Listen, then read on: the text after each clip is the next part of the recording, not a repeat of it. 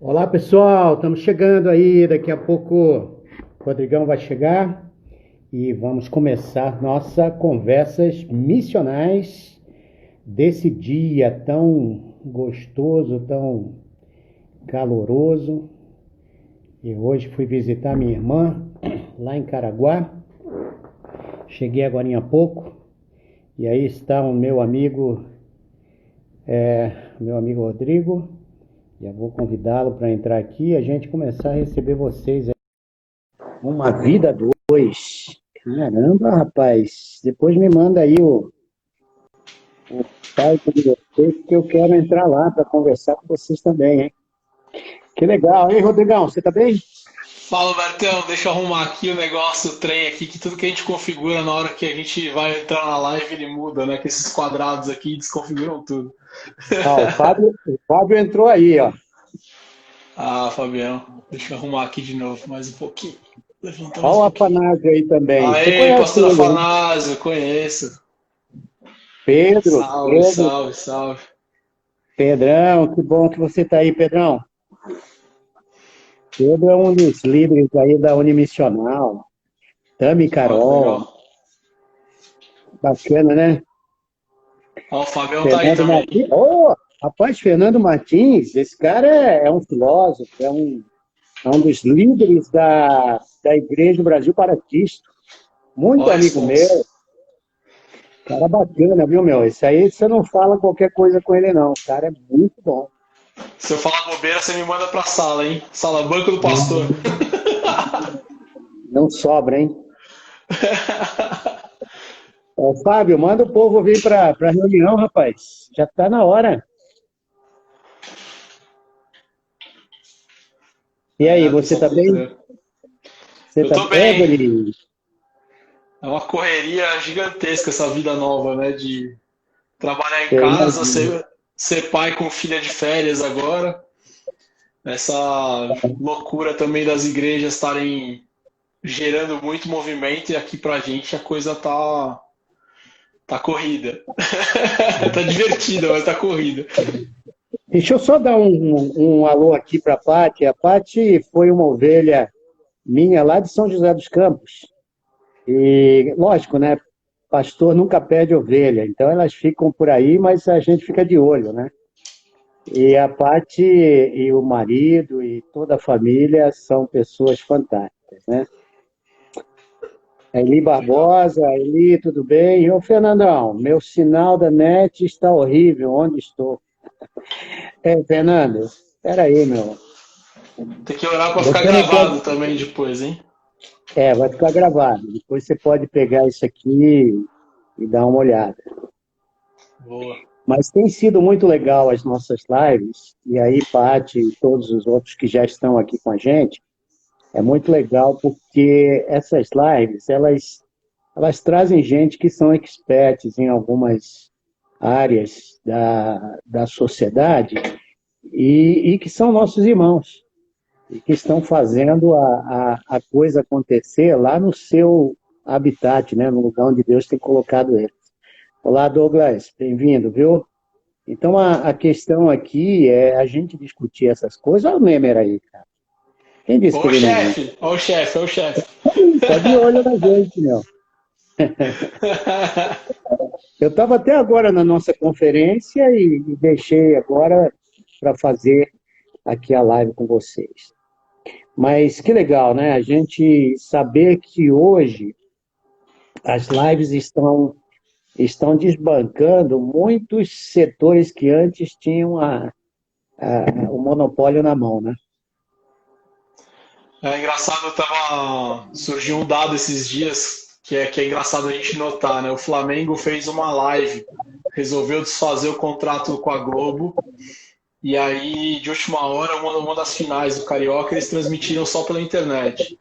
E eles bateram o recorde de audiência deles da internet. Tinham 2,8 milhões de pessoas ao vivo ao mesmo tempo assistindo o jogo. Chegou nos 40 do segundo tempo, eles bateram esse número. A média foi de 2,2 milhões de pessoas assistindo. E aí a gente já viu os Uau! sertanejos, né? A Marília Mendonça fez um número, se não me engano, foi de 3 milhões de pessoas ao mesmo tempo na live dela. Ontem eu tava assistindo uma live do Padre Fábio de Mello.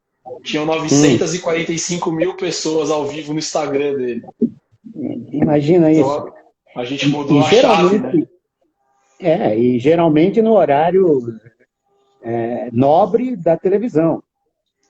E vai É. desbancando um bocado de gente que antes estava assistindo um bocado de besteira, novelas, uma série de coisas, e hoje tem elementos aqui de discussões profundas sendo tratados e que tem a ver com as pessoas, o dia a dia delas. Eu acho que o grande dado dessa história da internet, que eu acho que é bonito de a gente olhar, é que a gente democratizou a mensagem e o conteúdo, né? Tanto do ponto de vista de produção, né? Todo mundo pode produzir um bom conteúdo com um custo quase zero ou bastante baixo.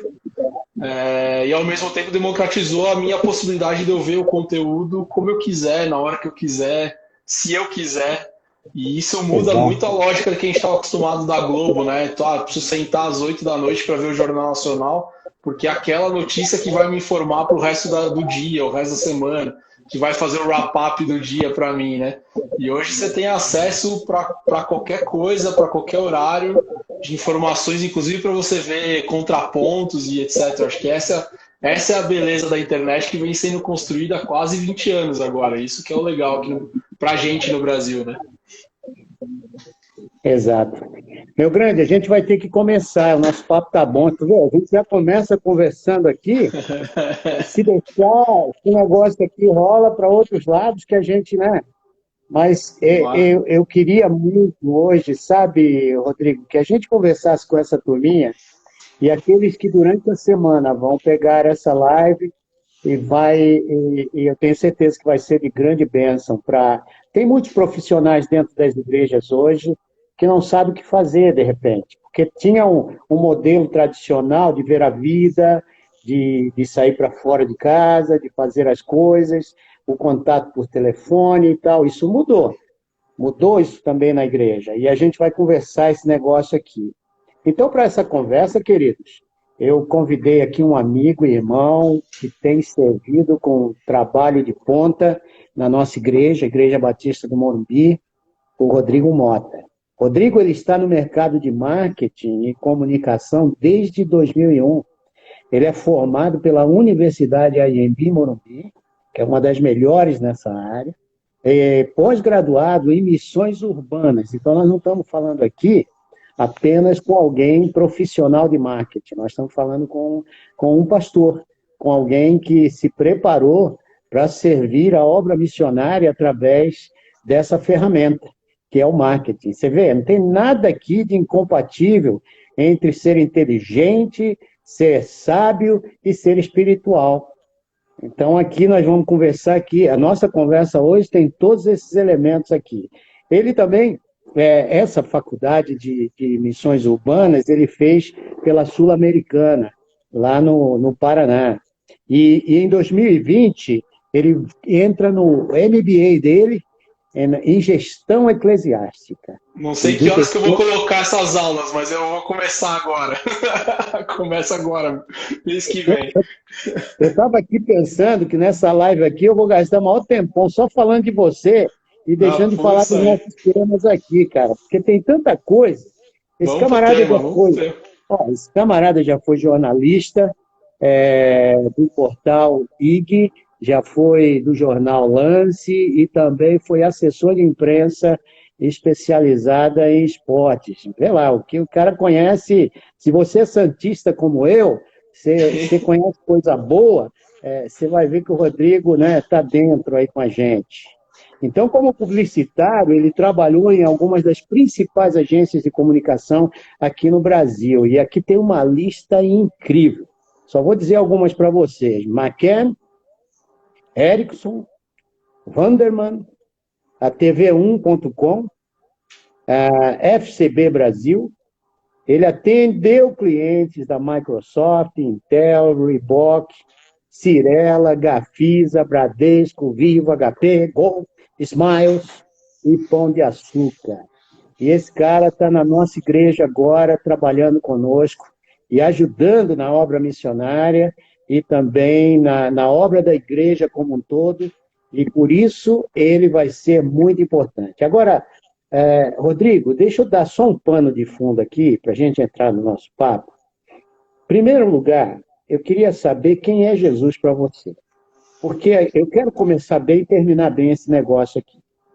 E para começar Legal. bem, Jesus tem que fazer parte desse papo aqui logo de cara. Então fala para gente, cara, o que fez você entrar nessa coisa chamada Jesus e fazer disso o sentido para a tua vida profissional? É uma pergunta que ó, às vezes parece fácil, mas para a gente responder com bagagem de repertório da vida inteira, né, é muito difícil, assim. Uma das coisas que eu acho legal é que ele me escolheu. Acho que essa é a primeira coisa que eu entendi, assim. E aí eu gosto muito do Salmo 139, que me inspira muito, assim. Quando eu leio aquele texto que fala que ele me escolheu, que o meu nome já estava no livro da vida antes mesmo de eu nascer, antes mesmo de eu estar no ventre da minha mãe. Eu começo a entender o tamanho desse Deus concreto, né? O Deus que a gente vive todos os dias, o Deus de caminhada, o Deus que a gente consegue, que é tão real, que não é utópico, ele é tão real que eu consigo sentir ele na minha casa aqui. Então eu consigo ver nas pequenas coisas, na vida da minha filha, no resultado da gravidez que a gente não podia ter, por exemplo, e eu vejo minha filha hoje aqui andando, eu consigo entender que esse é o Jesus que me escolheu, o Jesus da graça, o Jesus do amor, o Jesus do cuidado, do ensino, da caminhada. E aí que eu começo a minha trajetória de tentar modular um pouco mais a minha carreira profissional para dentro da missão, que era um ato de talvez tentar retribuir essa graça toda que eu fui desfrutando até 2012, que foi quando eu comecei a ficar mais inquieto nessa história de, cara, eu preciso para viver a missão. E foi quando a minha filha nasceu. Aí que eu entendi quem era Deus, que era Jesus, que era o Deus que eu consigo sentir, que eu consigo falar, que eu consigo ouvir, que eu consigo ver, que eu consigo tocar e que eu consigo traduzir ele em criação em algum momento, né? Quando a gente olha que o primeiro dado que ele nos deu Deixa, é a deixa eu pegar um criatividade, gancho, né?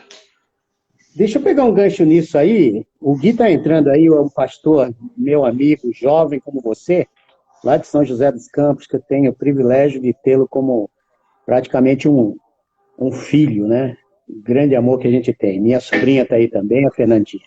Mas deixa eu te questionar aqui um negócio, porque você falou algo muito importante, cara. A gente geralmente, né? Eu tenho ouvido de muita gente dizendo: eu estou fazendo isso porque eu quero ser isso.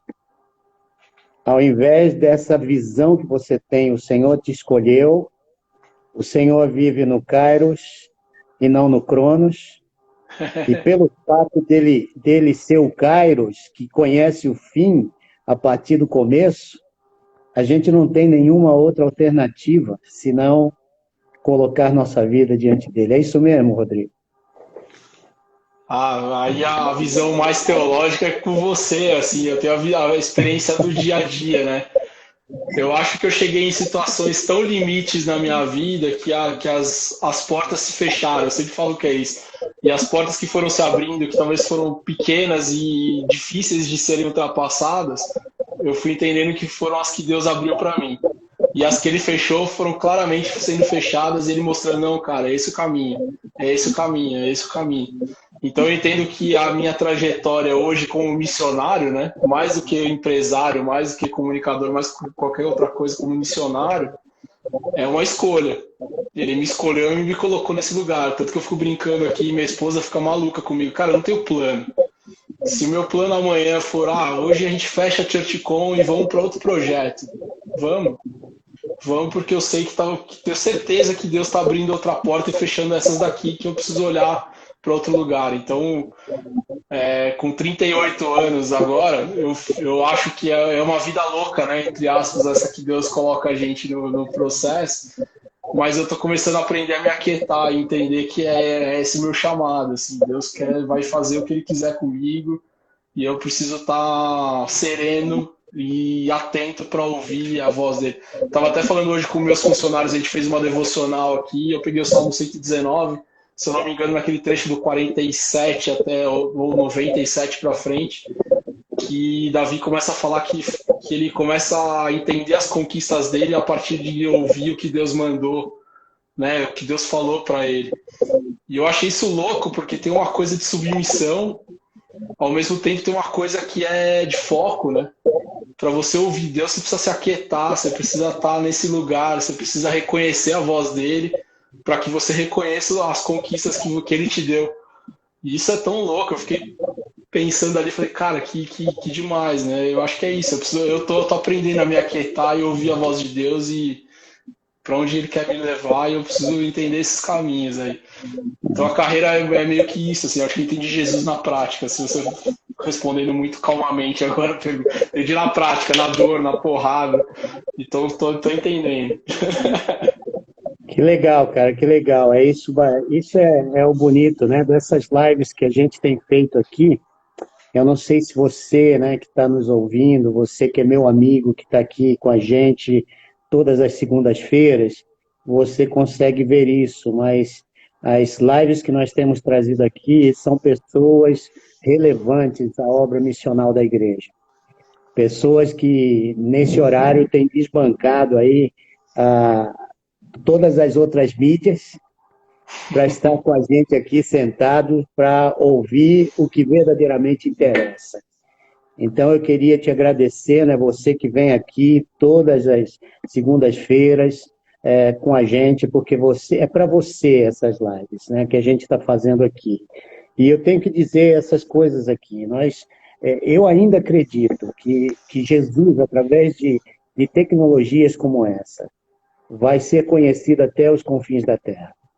Essa é a parte boa de lives como essas aqui que a gente está fazendo, com gente como o Rodrigo.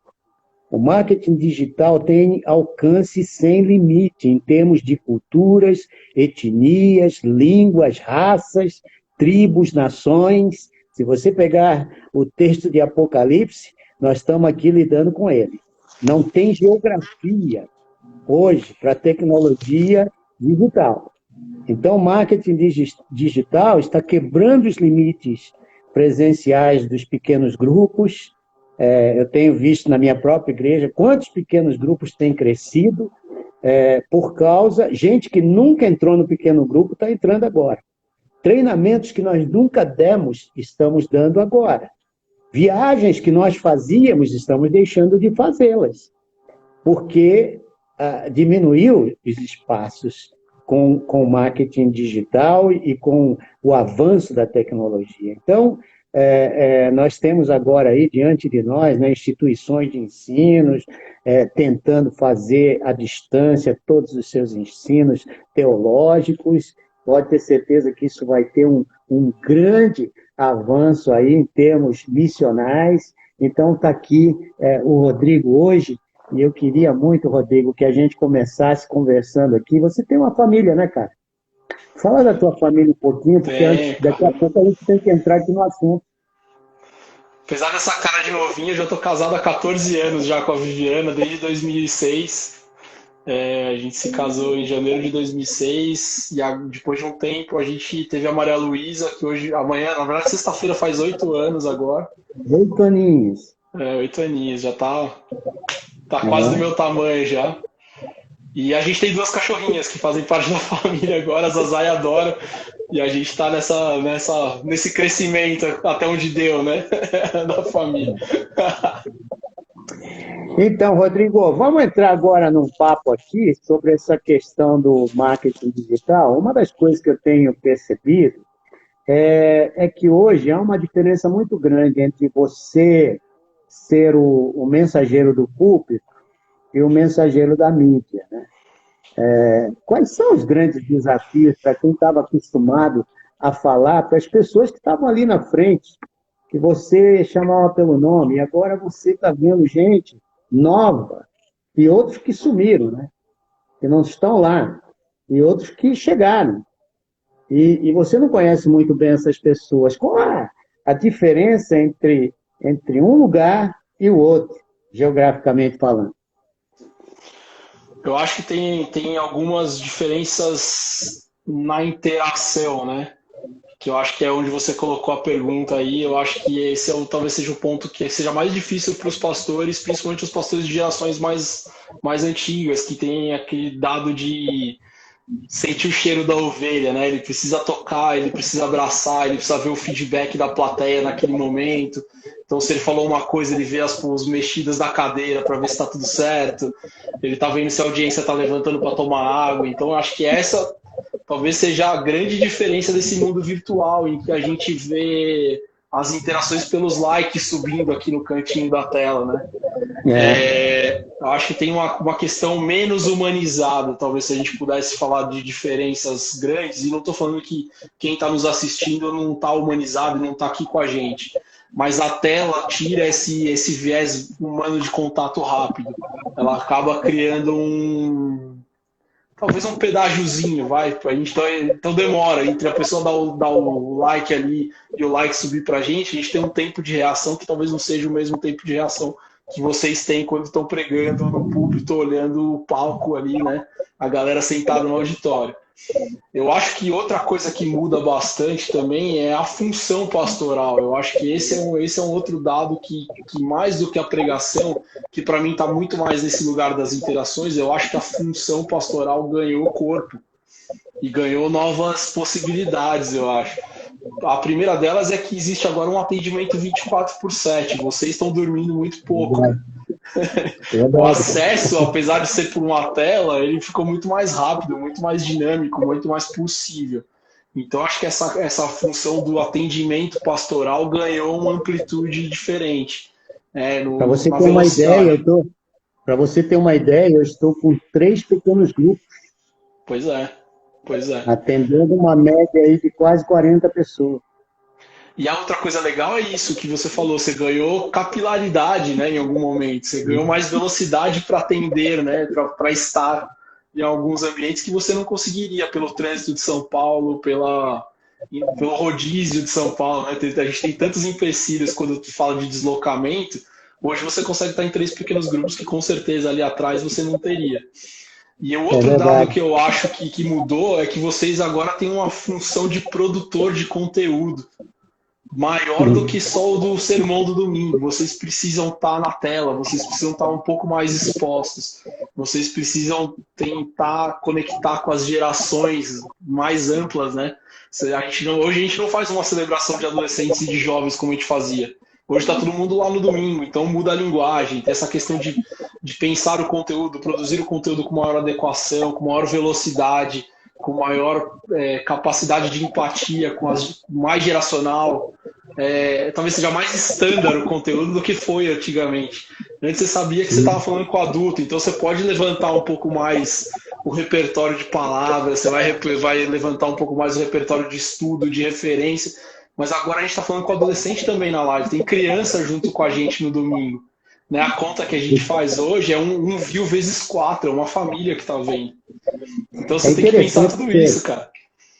interessante você estar falando. No outro dia, um grupo de adolescentes me ligou aqui em casa, perguntando se eu estaria disposto a participar de uma live com eles. Eu disse, claro, qual é o assunto? Eles falaram predestinação. Eu fiquei das 11 até as 3 da manhã conversando com eles. Aí mudou o horário, né, também. Mudou o horário. Mudou o horário. Você não tem agora esse negócio de privacidade, nada disso. Não. Aliás, tem lives que você está falando aqui, mas tem gente nos Estados Unidos, seu. Não tem barreira, né? Não tem fronteira. Não tem. Então, eu creio que essa questão a mensagem como nós dávamos antes, era um grupo seleto. Você acha que nós passamos a ser hoje pastores de paróquia ao invés de pastores de igreja local? Eu acho que as paróquias aumentaram, né? É a região, né? As paróquias aumentaram, mas eu acho que tem uma reflexão sobre o ser igreja, né? Nessa pergunta aí. A gente estava deixando de ser uma igreja paroquial que cuidava das pessoas pensando nos volumes de domingo, né? pensando nos bancos cheios, na audiência que tá lá. Em algum momento as igrejas se preocuparam demais com a arrecadação, em showbiz, gospel e tal. Vamos botar show porque a gente precisa ter gente aqui dentro. A pandemia nos trouxe reflexão paroquial de cuidado com as pessoas, de cuidado com o entorno, de mobilização social para arrecadação de cestas básicas, para atuar claramente naquele lugar que a igreja está, né? Então, eu acho que a pandemia tem esse benefício de um olhar paroquial para o cuidado, para as pessoas, que eu acho que isso é irreversível a partir de agora. As igrejas voltaram a ser convidadas a ser igreja novamente, né? A cuidar de gente, a discipular gente, a tocar gente. Acho que a pandemia nos trouxe isso. E o digital ajudou. O digital ajudou. E eu tenho aqui uma outra questão que eu queria muito bater um papo contigo, é sobre essa parte da igreja que vai voltar aos poucos, e tem uma outra parte que está dentro daquele nível de risco. Por exemplo, nossa igreja, ela tem 919 pessoas no grupo de risco. Então, tem pessoas que não vão voltar. O que é 3, 4% da nossa audiência, né? Exatamente. Geral, não do domingo, né? Não do domingo, do geral. Exatamente. E se você vai levar em consideração os protocolos que estão sendo dados, você tem 30%, 20% da igreja num culto, e os outros 80% vai ficar em casa.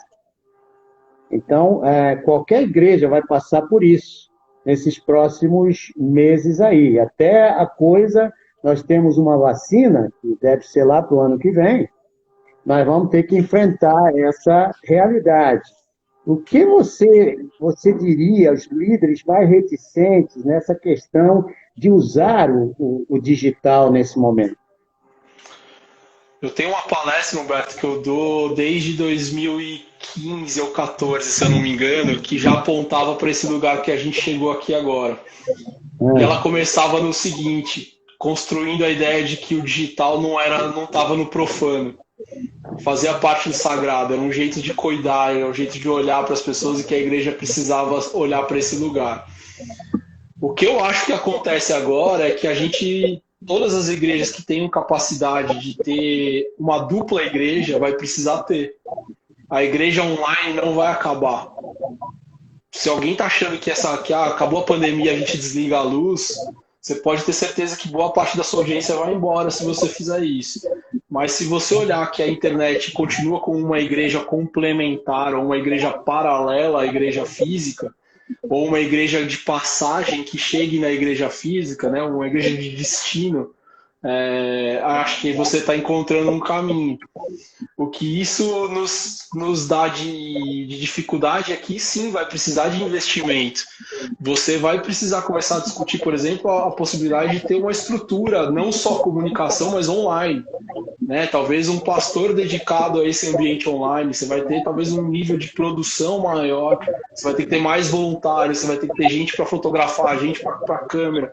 E isso eu acho que é irreversível. É claro que a gente está vivendo uma realidade de uma igreja com capacidade de investimento maior, e eu sei que tem igrejas menores que estão sofrendo com esse momento, para sair desse momento, e loucas para que não vão acabar com esse digital aqui, que a gente precisa voltar a cuidar das pessoas. Mas eu acho que é uma sacada quem olhar para esse lugar de igrejas multidisciplinares ou igrejas múltiplas, complementares. Porque eu acho que vai ter muitos serviços, por exemplo, como o pequeno grupo, escola bíblica dominical, que eles não precisam mais voltar para o físico, eles podem acontecer com linguagens on demand, o pequeno grupo não, mas a escola, o discipulado, pode acontecer com uma linguagem que está mais ligada ao Netflix, e que as pessoas estão mais acostumadas agora, e menos aquela obrigação de acordar no domingo.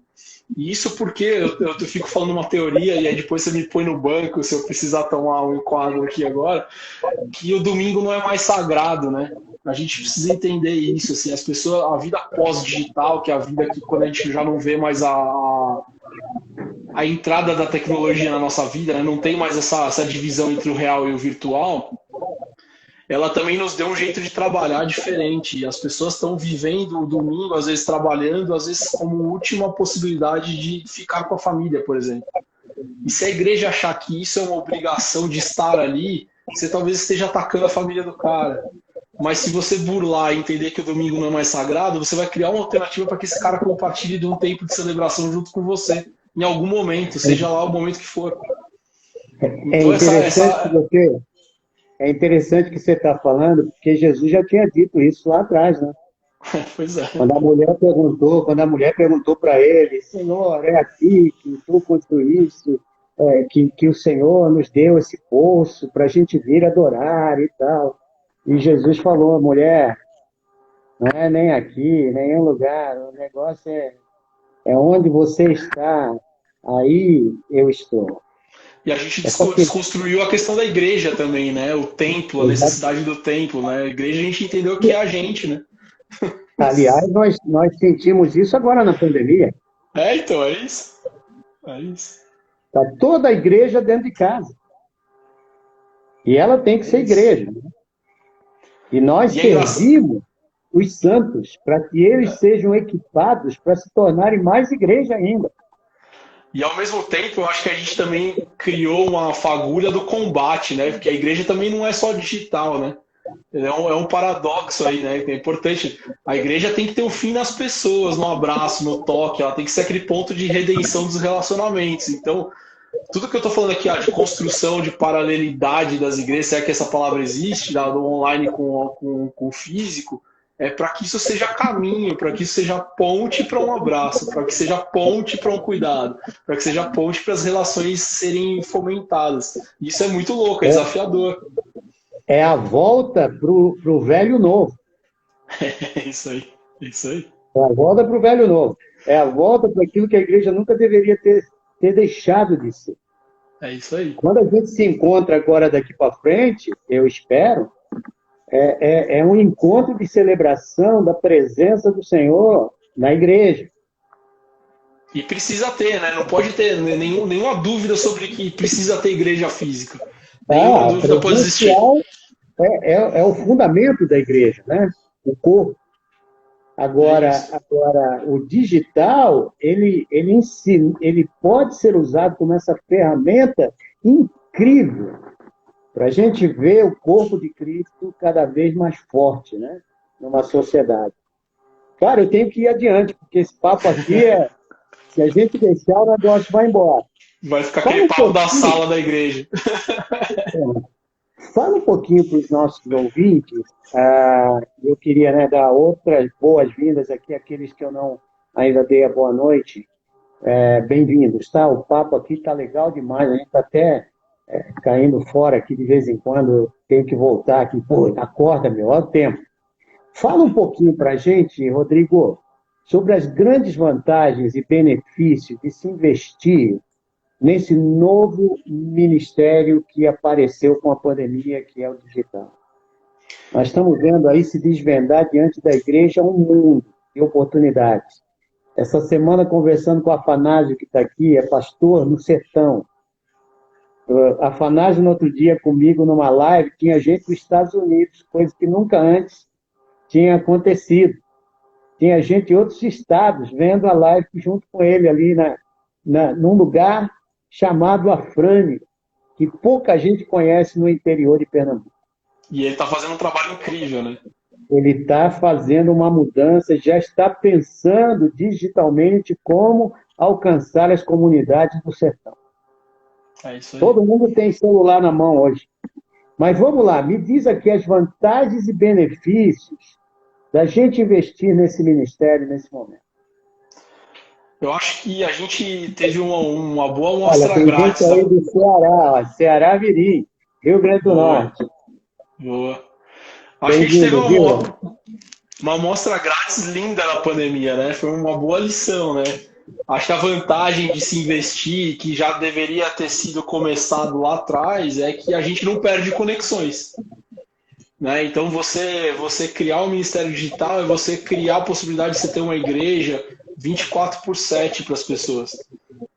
Você tem evangelismo a todo tempo, você tem pontos de conexão a todo tempo, você tem conteúdo sendo espalhado num ambiente onde aqui no Brasil a gente tem 134 milhões de pessoas conectadas.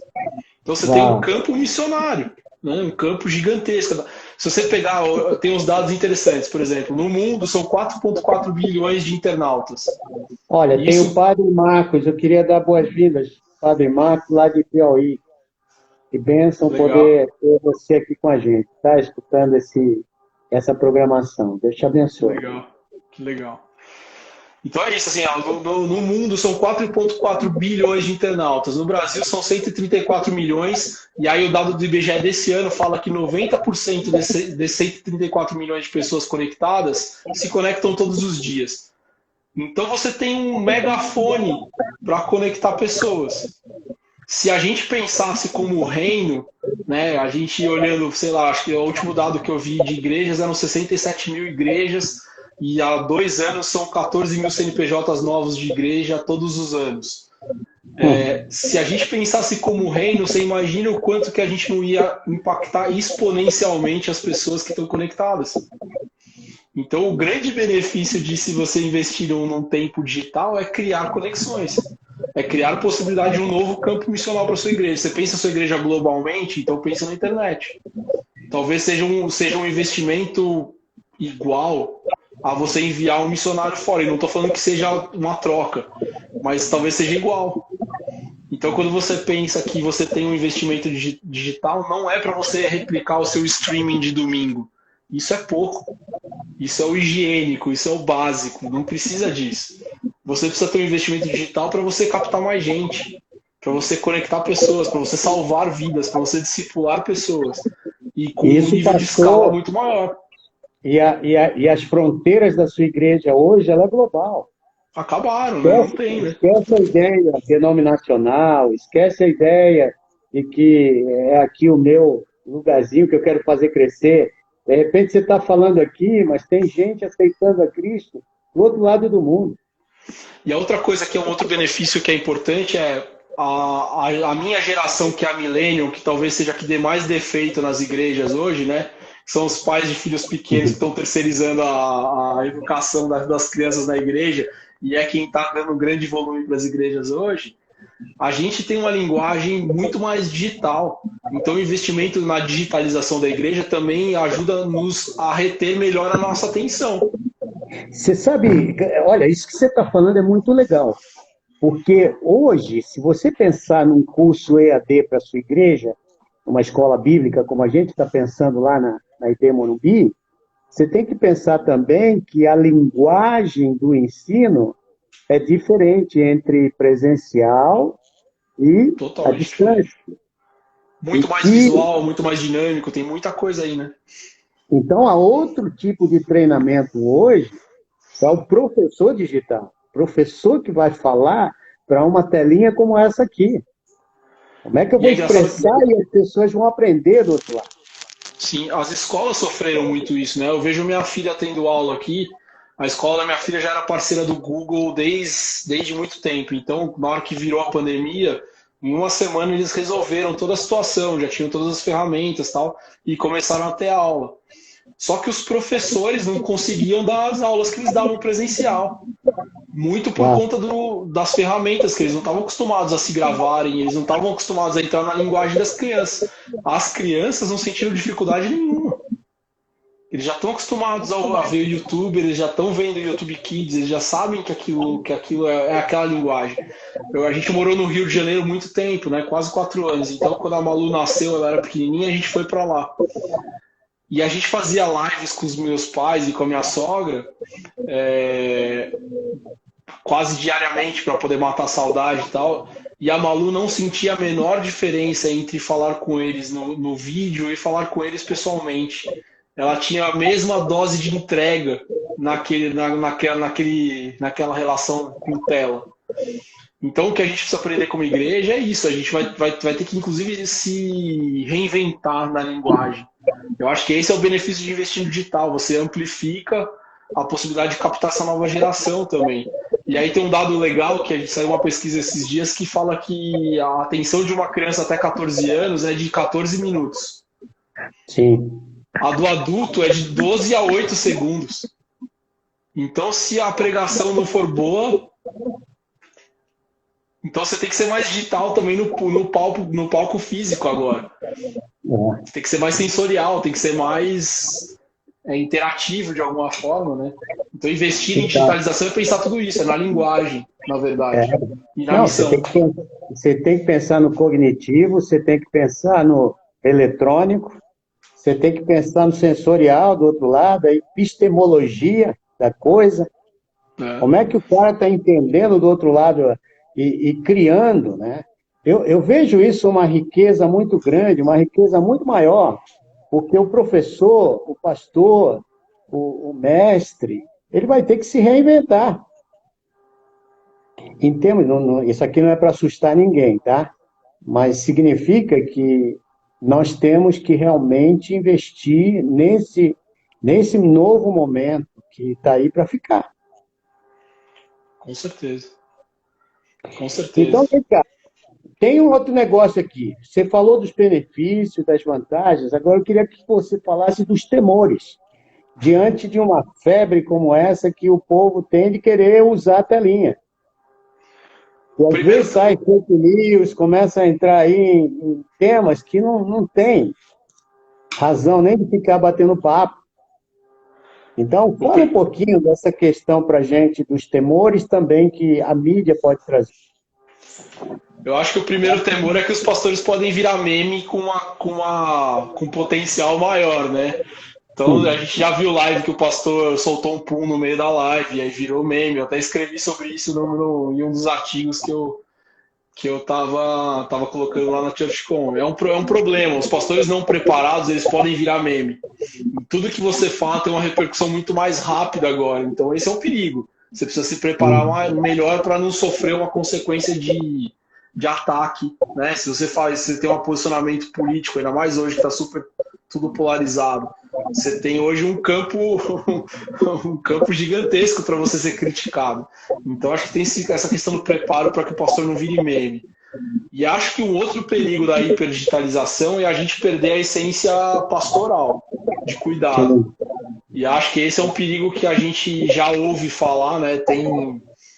Tem igrejas já de realidade virtual, eu não sei se você já teve contato com isso.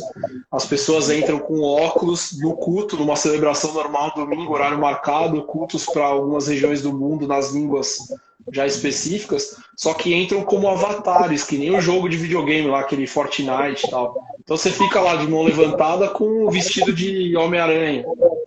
Eu acho que isso é um perigo. Eu acho que ele tem uma função interessante de conexão e até de missão em algum momento. Mas é um perigo a gente achar que isso pode ser um caminho. O budismo, por exemplo, tá traduzindo alguns dos templos na China e no Japão a partir de robôs. As divindades são robôs. O primeiro atendimento de um templo budista no Japão é um robozinho que fica andando e te ensinando sobre o budismo. Então eu acho que esse é um perigo da gente perder a conexão real, o toque, a questão pastoral, o cuidado, o discipulado como essência. Eu acho que são os dois perigos que eu vejo. O pastor virar meme e a gente perder a relação na coisa. Acho que são dois riscos aí.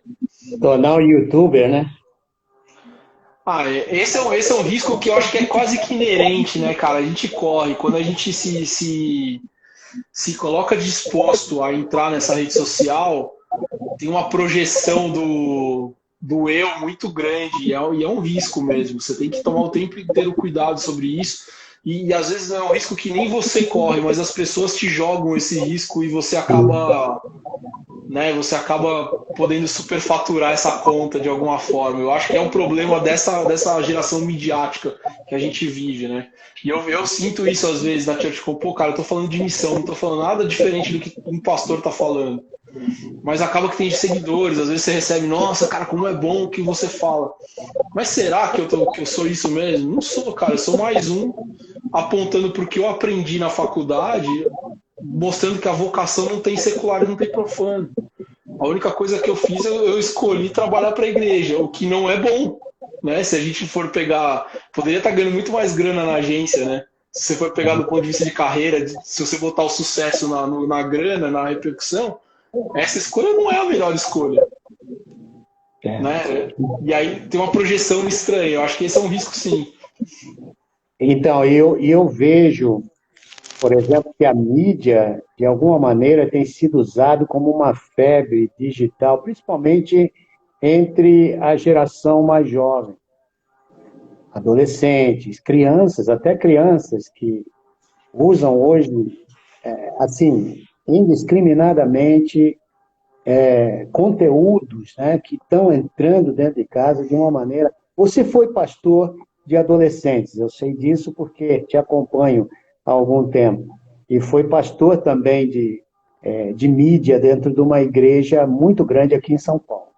Então, a minha pergunta para você é, diante desse mau uso das mídias, né, como é que você vê o papel da igreja diante desse desafio, cara?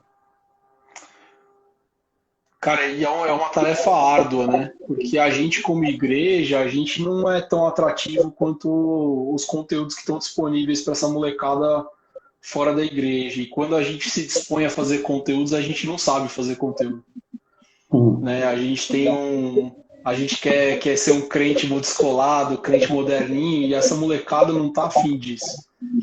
Então eu acho que tem um desafio muito grande da gente tentar entender essa geração para produzir conteúdo bom para esses moleques, para você ser o mínimo um ponto de escolha para eles. Eu acho que tem esse desafio. A igreja precisa ser atrativa. E a igreja não é atrativa, né? A igreja ainda continua falando com um discurso meio bélico de alguma forma, né? De, tipo, ou vai ou racha, e essa molecada não tem vai ou racha. Ele sempre tem uma pergunta para devolver e você vai ficar em situação de desconforto. Então, essa linguagem que eu fui ensinado na igreja ainda, né, do tipo, cabelo comprido você não pode entrar, a bermuda não dá certo, vai passar lá do pastor, não cola com essa molecada. Comigo já não colou, com essa molecada cola menos. Então, acho que a igreja precisa tentar ser inovadora para gerar conteúdos que sejam atrativos para essa molecada. E aí, outra coisa que eu acho que é importante é a igreja precisa ocupar esse campo que eles estão. Né? É claro que uma coisa é consequência da outra, né? A igreja só vai ocupar esse campo que eles estão quando produzir bom conteúdo. Mas você entender que o mundo digitalizado boa parte do mundo desses moleques de consumo de conteúdo é um chamado para se apropriar dele. E se apropriar dele com conteúdo que tenha a linguagem deles, de alguma forma. E que não seja aquele cara de, tipo eu, né? Começando a ficar com cabelo branco, vestido de bermuda e cheio de tatuagem. E aí aquele cara, e aí, né? Vira o Sérgio Malandro, né? Para os moleques. Não tem que ser deles para eles. E a outra coisa que é interessante é que essa geração, e a geração que o marketing discute hoje, é uma geração que co-cria. Então você precisa trazer esses moleques para criar junto com você. A igreja precisa convidar eles para serem parte da missão, dar a causa e dar o desafio de vamos fazer junto. Por mais que você erre, por mais que você não saiba tudo, vamos fazer junto. E aí talvez você ganhe essa geração. É interessante que houve uma época que nós queríamos saber alguns dados, e eu imaginava que na minha cabeça de 65 anos, que aqueles dados que eu estava buscando ia levar um ano para a gente tê-los, né? E aí eu me lembro que sentamos com um grupo de pessoas e dentre eles tinham alguns jovenzinhos, né? Bem jovens. E eu fiz uma pergunta querendo usar até uma lista telefônica. Olha, cara, lista telefônica. Nem existia mais. Eu queria achar uma para poder ficar ligando para as pessoas, fazendo perguntas, até formar o perfil que eu queria, né? Essa molecada falou, pastor, pô, o senhor está atrasado. Eu dou isso aí hoje à noite para o senhor. Por faixa etária, por localização, o que as pessoas estão pensando, perguntando nos sites mais badalados sobre essas questões que o senhor quer saber. E dou número. E eles vieram com números, cara, que me deram, abriram a cabeça da gente para compreender o nosso bairro, de uma maneira que nós não tínhamos nem ideia. Então, tem os perigos, sim, mas é aquilo que você falou, se não soubermos trazer essa molecada para junto e dar para eles a primazia de pensarem e criarem, a gente perdeu. E eles são muito bons, né? A gente vê, pô, o Nick, teu filho, foi nosso voluntário lá. Pô, desde 14, 15 anos ele já trabalha e faz coisas com brilhantismo e com excelência. A E minha muitas sobrinha vezes. está tirando, a minha sobrinha tá tirando uma onda aqui, ó, lista telefônica, meus Olha filhos já lá, acham que nunca ouviram falar. não serve nem tua banquinha mais, né? Mas é isso, se você não envolve essa molecada na missão e na ação, provavelmente você vai perder a conexão com eles. E um jeito de você entender eles é andando junto com esses moleques, porque eles falam pouco, né?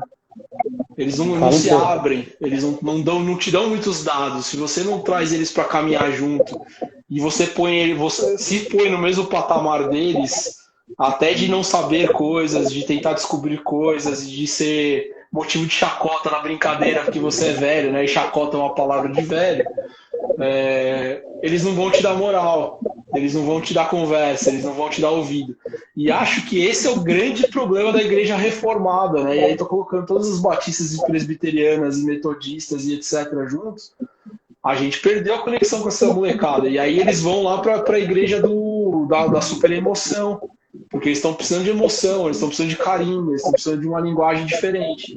E aí a gente fica nessa questão, e aí, igrejas reformadas, o que faremos agora? Vamos fazer grandes simpósios, porque a gente não sabe mais, a igreja está morrendo, está ficando só velha. A gente não conversou com esses moleques. Verdade, cara, verdade. Então, eu creio que esse é o caminho da igreja do século XXI. Se não temos, queridos aí, né, colegas que estão nos assistindo, não temos volta atrás. Esse é o caminho que Deus colocou diante da gente, a pandemia mostrou.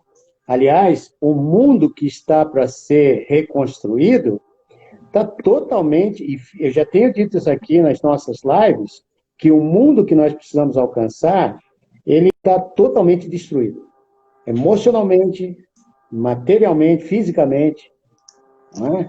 Então, quem são os que vão reconstruir esse mundo? São os profissionais. São aqueles como o Rodrigo e outros, né, que estão aparecendo com ideias tremendas para esse tempo, que vão trazer a relevância necessária para a missão que nós temos daqui para frente. E se alguém Então, está achando se alguém tá achando que aqui a volta vai ser fácil, é aí que começa o trabalho, né? Aí que vai temos começar o visto. trabalho. E é um trabalho que nenhum de nós aqui sabemos o que vai, por onde a gente tem que ir. E por isso essa reconstrução tem que ser junto, tem que ser geral, tem que trazer todo mundo para uma conversa. E aí sim, trazer você com a experiência de Deus na tua vida e tudo mais, porque a gente começa com Jesus e eu quero chegar no final dessa live aqui com Jesus de novo, porque ele é a razão da gente estar falando aqui. Não tem razão nenhuma da gente conversar sobre marketing digital, né, Rodrigo? Se não for para que a missão de Deus seja exercida pela igreja que o Senhor tem aí diante da gente. Então, eu gostaria que você, né, para a gente voltar a esse tema Jesus Cristo, ele tem sido a razão dessas lives, né? E as outras que eu já fiz. Eu tenho visto aqui gente como o Denis, né, que foi o teu antecessor aqui. O Denis, quando ele terminou, duas empresas grandes chamaram ele para uma conversa. E aí eu vejo, né, que legal, cara, que legal. Esse moço aqui que está diante de vocês, ele escreveu um livro. Fala do teu livro. Pois é, às vezes eu até esqueço que eu escrevi. Eu acho que eu não tenho nenhum aqui perto de mim, mas eu escrevi o livro chama Marketing Cristão. Ele é resultado da minha pós, né, do TCC, da entrega da pós de missiologia. E foi engraçado porque ele nasceu de uma crise. Eu estava na agência, estava bem na agência, morando no Rio de Janeiro, só que eu não estava conseguindo ver sentido nenhum no que eu estava fazendo. Então, eu acabava quicando de agência de uma para outra, desafio para outro, me dar outros projetos de São Paulo para o Rio de Janeiro, porque eu sempre queria mais alguma coisa, sem entender que eu queria, na verdade, era dar mais sentido para minha vocação. E não que eu não podia fazer missão lá, eu sei que eu entreguei muitas coisas legais nesses anos de agência, principalmente no cuidado com as pessoas e nas relações. E aí eu fui para a faculdade de missões. E nesse meio tempo eu tocava, gravei disco, fiz um monte de coisa, tudo para tentar botar sentido nas coisas. Até que Deus falou, cara, por que durante esse... Na verdade foi durante o curso, em uma das aulas, eu ouvi assim claramente, falei, cara, o que você faz se você começar a botar o que você está aprendendo nessa história, talvez você consiga levar isso para muita gente. E o livro surge disso. Quando eu fui pesquisar, marketing cristão, primeira coisa que eu achei é nada. Né? Eu fui achar livros do Barna de 1990, e esse eu estou falando de 4, 5 anos atrás, na verdade 6 anos atrás, foi 2014 que eu comecei. Não tinha nada. As pessoas que faziam comunicação, e a nossa igreja tinha uma equipe de comunicação nos anos 80, nunca falaram sobre isso, nunca documentaram isso, nunca criaram nenhum conteúdo que pudesse inspirar os próximos que viriam a aprender e começar de um lugar que fosse menos mato desse tamanho, né? Então eu falei, cara, eu vou escrever. E eu vou escrever sendo bem polêmico, discutindo que marketing não é profano, marketing não está nesse lugar. Marketing é a missão, né? Comunicação é a missão. A gente evangelizar é um ato de comunicar. E aí eu fui com essa linguagem que eu falo aqui, como se eu estivesse conversando com você aqui na minha casa, num jantar. Eu fui escrevendo e saiu o livro. Aí eu dei pro meu pai. Falei, pai, lê aí, cara. Meu pai é escritor também. Falei, lê aí, escrevi isso aqui. Ele falou, cara, é tão difícil de ler isso, mas é tão legal que você precisa editar. E ele, inclusive, me ajudou na busca da editora e nas coisas que tem uma parte que você acaba tendo que bancar e tal. E meu pai falou, cara, eu vou investir nesse negócio junto com você e vamos junto. Então saiu o livro, junto com o livro saiu a ChurchCon, que é essa agência hoje que a gente ajuda igrejas a comunicar. E aí na sequência eu já escrevi mais 3 e-books que vão discutindo também temas difíceis. O último fala que não existe igreja online. Neste momento da pandemia, que está todo mundo digitalizado, falou, não existe igreja online. Se você deixar a tecnologia virar Deus, emular o Salmo 139, você está ferrado, está frito. Então não existe igreja online, a igreja é o redentor dos relacionamentos. E aí agora, na semana que vem, na verdade amanhã, começa a vender o livro novo, que está discutindo também se existe igreja digital. E aí a gente começa nessa discussão de que a igreja é um ponto relacional que tem que tomar proveito da tecnologia. A tecnologia é domada pela igreja, não a igreja é domada pela tecnologia. E aí, a partir disso, você empodera a missão, você é mais estratégico, que é uma palavra difícil para a igreja, né? A estratégia parece que você está querendo comandar as vidas, manipular as pessoas. Não. Estratégia é você dar alta performance para salvar mais vidas. E você tem que começar a traduzir essas terminologias que são do mundo para dentro da igreja, para que a igreja seja mais eficiente. E do gasto de dinheiro, a missão mesmo. Acho que ela precisa ser mais eficiente. E esse livro fala um pouco disso.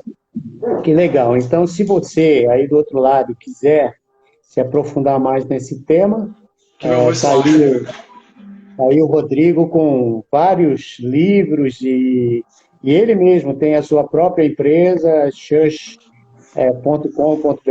Você entra lá, olha aí o livro dele. Achei o menino. Então, você querendo, entre em contato comigo, eu passo o contato do Rodrigo para você e você pode obter os livros e books que ele vai escrever. E se você quer alguma orientação sobre como a tua igreja pode entrar nesse campo de marketing digital, também entre em contato com a Church.com. Esse é o ministério dele. Ele abriu essa empresa para servir as igrejas ao redor aqui do Brasil e, quem sabe, até do mundo, porque ele está fazendo MBA até internacional. Agora, me diz uma coisa, Rodrigo. Vamos voltar para Jesus. O que você diria para uma pessoa hoje, né? Se você tivesse uma live, estivesse fazendo uma live aqui para pessoas que estão em desespero de vida e que talvez não tenha saída essa noite. Embora ele está preso dentro de casa, mas não tem saída para aquelas coisas que estão na cabeça, que estão no coração. O que você diria como um homem de Deus, cheio dessa coisa bacana que é a vida em Cristo Jesus, para alguém que está lá do outro lado te assistindo agora e buscando, caramba, estamos falando aqui de marketing digital, mas eu estou perdendo o meu emprego. Eu estou perdendo. Olha, temos 28 segundos, tá? Eu acho que uma coisa que meu pai me falou uma vez, quando você chora e quando você está na dificuldade, Deus está junto com você, sentado do seu lado, chorando a sua dor e te ouvindo e esperando pelo consolo, né? Te oferecendo esse consolo, na verdade, junto com você. E esse é o Deus concreto, é o Deus que chora junto, é o Deus que está com a gente aqui para te ajudar